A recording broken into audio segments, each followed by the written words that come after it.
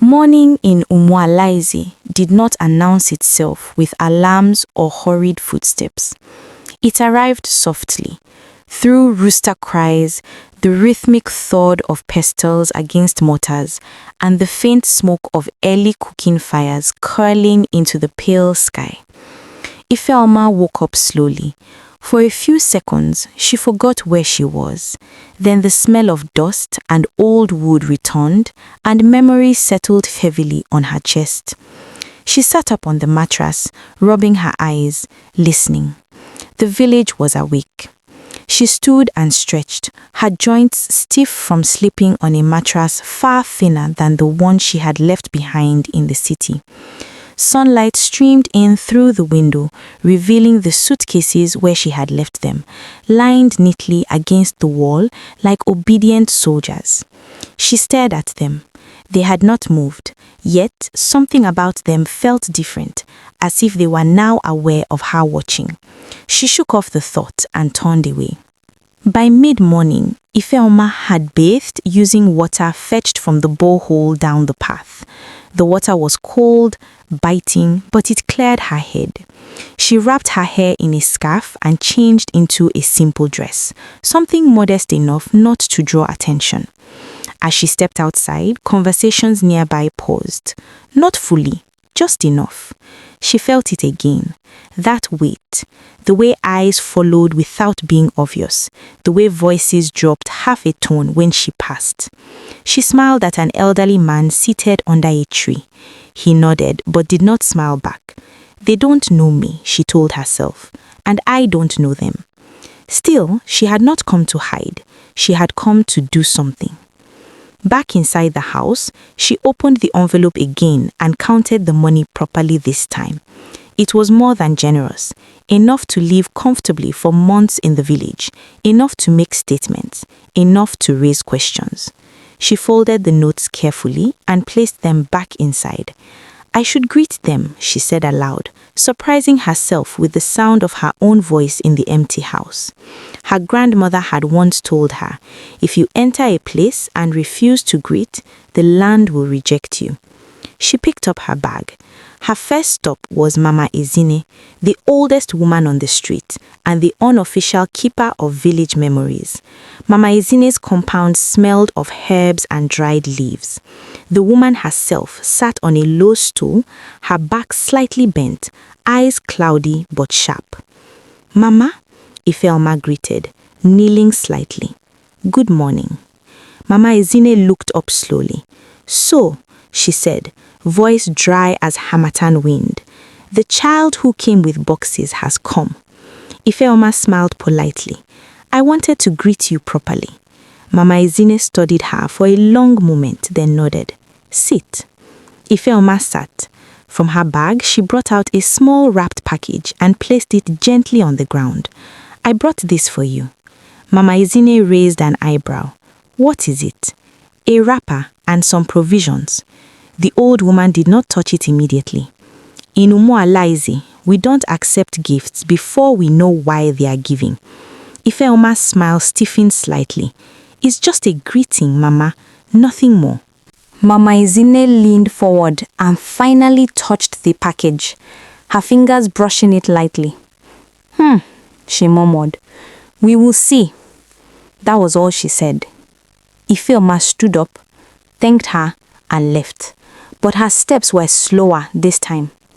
By midday, Ifeoma had visited 6 compounds. She gave out small things. Rice, oil, wrappers, soap, nothing extravagant, just enough to show goodwill. But goodwill did not settle the way she expected. Some accepted the gifts with cautious smiles, some thanked her without warmth, some looked at the items as if they might speak.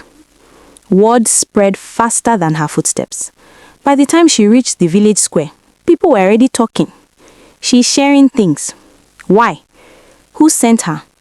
Is she trying to buy favor? A group of women selling vegetables paused as she approached. Good afternoon, Ifeoma greeted. They responded unevenly. She handed one woman a small bag of rice. For your household.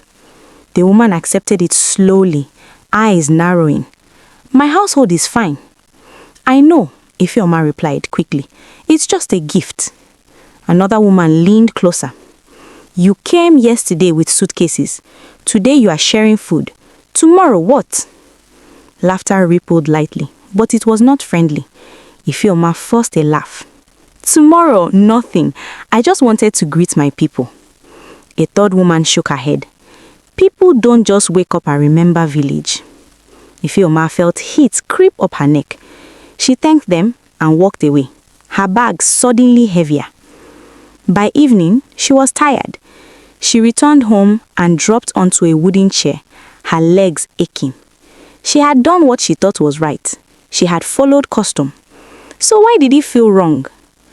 As she rested, a shadow crossed her doorway. She looked up. Ngozi stood there again. "You've been busy," Ngozi said, stepping inside uninvited. "I was just greeting people," Ifeoma replied. Ngozi glanced around the room, her eyes landing briefly on the suitcases. Again, that look. "You didn't greet everyone," Ngozi said. "I tried." Ngozi sat opposite her. "You greeted with gifts." Ifeoma frowned. "Is that bad?" Ngozi sighed. "In the village, gifts are never just gifts. They are questions wrapped in nylon." Ifeoma swallowed. Ngozi leaned forward. "Tell me, my daughter, who sent you?" The question landed heavily. "No one sent me," Ifeoma said carefully. "I came on my own." Ngozi's eyes did not soften. "And the money?"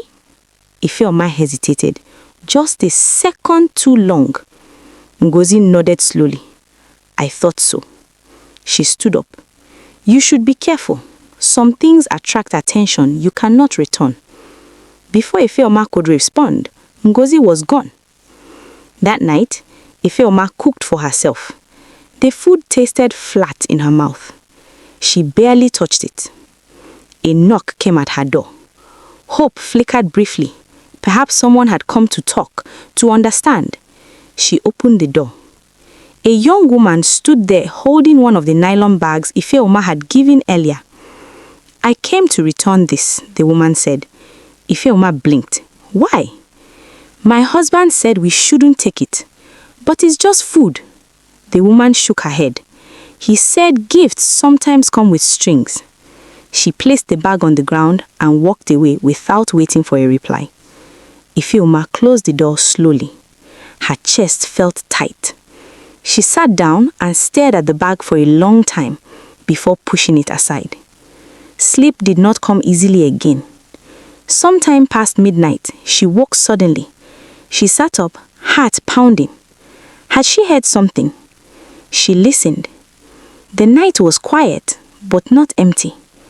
Then she heard it. Whispers, soft, distant, like voices carried by wind. She stood and moved cautiously to the window. Outside, the moonlight revealed the path leading toward the forest at the edge of the village. For a moment, she thought she saw movement. Then it was gone. She stepped back, unsettled. As she turned, her eyes fell on the suitcases. They were still, but the locks gleamed faintly, catching moonlight. She walked closer, very slowly. She placed her hand on one. It felt warm. She pulled her hand away sharply. Her breath came fast now. "No," she whispered. "I'm just tired." She returned to her mattress and lay down, pulling the wrapper tightly around herself. But sleep, when it came, was thin and restless. By the next morning, Umualaeze had quietly made up its mind. The girl with the suitcases was not just visiting, and whatever she had brought with her was not meant for sharing. As Ifeoma stepped outside to begin another day, she did not notice the way conversations stopped completely this time. She did not hear the whispered name following her footsteps. The one with gifts nobody asked for. And somewhere, deep within the forest beyond the village, something listened.